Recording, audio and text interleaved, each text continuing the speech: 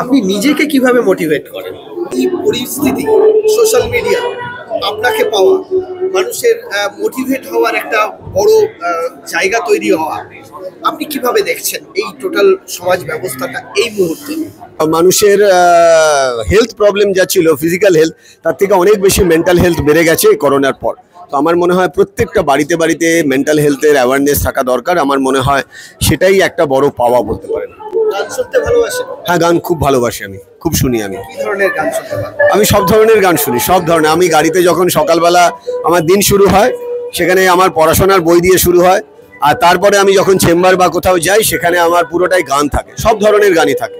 তার কারণ উত্তমকে দেখে প্রথম আমার প্রেমের ফিলিংস তৈরি হয়, আর সৌমিত্রকে দেখে আমার ছোটার ফিলিংস তৈরি হয়।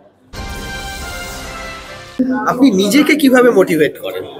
এটা খুব কঠিন প্রশ্ন, আবার সহজ প্রশ্ন।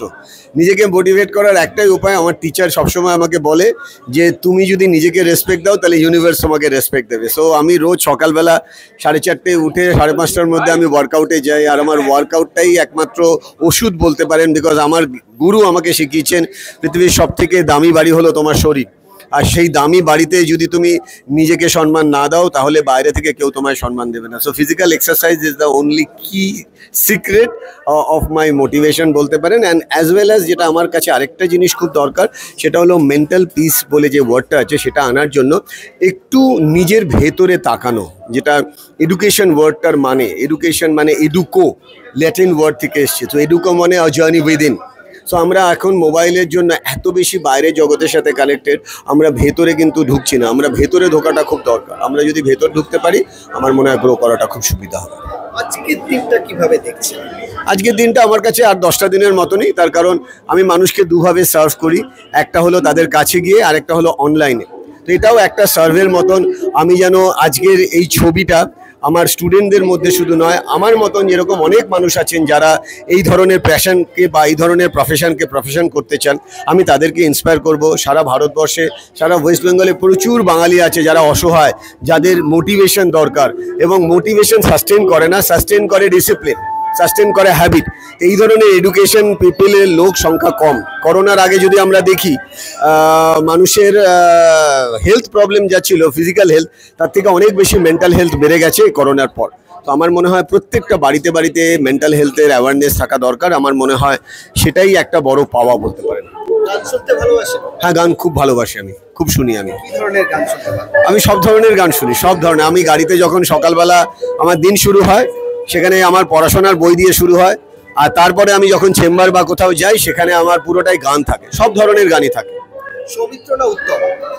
সেই অর্থে বলতে গেলে দুজনেই একসাথে আমার নামের মুখে আসে। বিকজ উত্তম কুমারকে একদম ছোটবেলায় দেখেছি, আবার সৌমিত্রকে আমার কোনি যে ক্যারেক্টার, সেটা দেখে আমি কিন্তু উদ্বুদ্ধ হয়েছি। মানে কোনি ক্যারেক্টারে সৌমিত্রের ওই ফাইট ওই ফাইটটাই আমাকে আজকে এখানে পৌঁছে দিয়েছে। সে দুজনকে কাউকেই বাদ দিতে পারবো না।